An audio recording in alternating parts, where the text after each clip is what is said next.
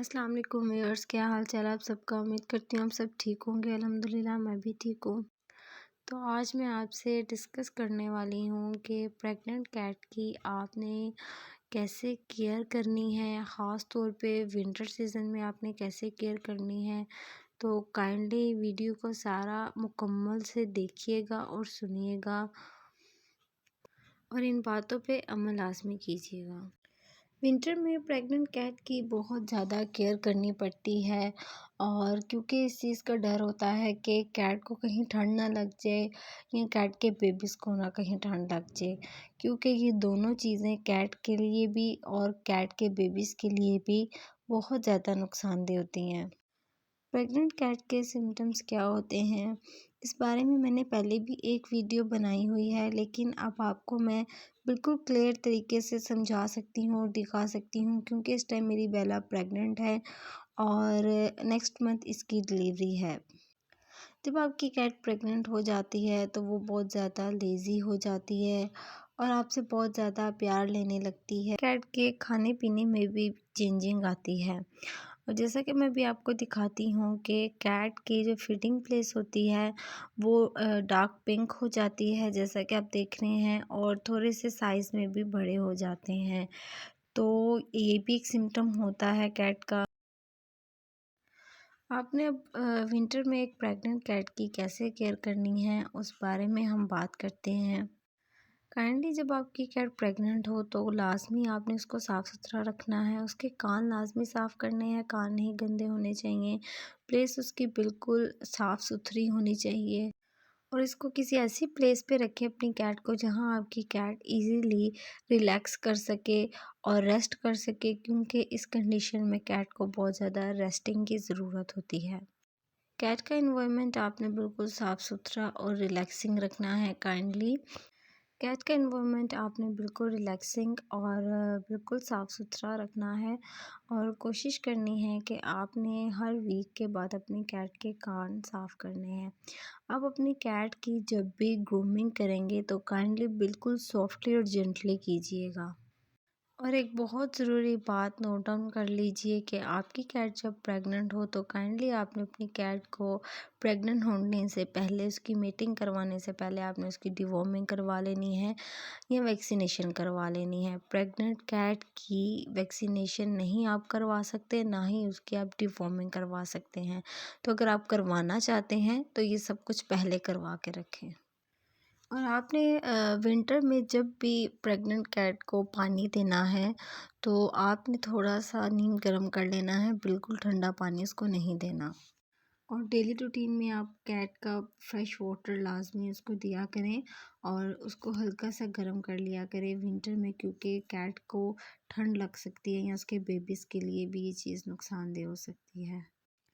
सबके घर का अपना अपना इन्वायरमेंट होता है, तो अगर आपके घर का इन्वायरमेंट ज़्यादा ठंडा है तो आपने कोशिश करनी है कि आपने अपनी कैट को कवर रखना है और किसी को ठंडी प्लेस पे नहीं रखना बिल्कुल भी विंटर में, क्योंकि विंटर में प्रेग्नेंट कैट को केयर करना बहुत मुश्किल होता है।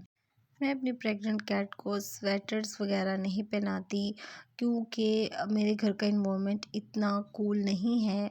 तो इसलिए अगर आपके घर का इन्वायरमेंट ज़्यादा कूल है तो आप उसको स्वेटर लाजमी पहना दीजिए और उसको कवर करके रखें। और आपने केज या कोई बॉक्स जो भी है आपके पास किसी ऐसी प्लेस में रखना है जहाँ पे वेंटिलेशन कम हो। इसके अलावा आपने घर में कोई न्यू कैट मेल या कोई न्यू एनिमल नहीं लेके आना। अगर लाना भी है तो आपने उसको सेपरेट रखना है और अपनी कैट प्रेग्नेंट कैट को सेपरेट रखना है, क्योंकि आपकी कैट डिप्रेशन में जा सकती है और वो बीमार भी हो सकती है या उसको कोई डिजीज़ भी लग सकती है न्यू आने वाले एनिमल से। और ड्यूरिंग प्रेगनेंसी आपने अपनी कैट को नहलाना भी बिल्कुल नहीं है। जब आपकी कैट डिलीवरी से फ़ारिग हो जाए तो नेक्स्ट 1 मंथ उसके बाद आप नहला सकते हैं। लेकिन अगर आपकी कैट वाइट है और आपको थोड़ी सी हेजिटेशन फ़ील होती है कि गंदी हो जाती है, तो एक ड्राई पाउडर इनका आता है, आप वो यूज़ कर सकते हैं।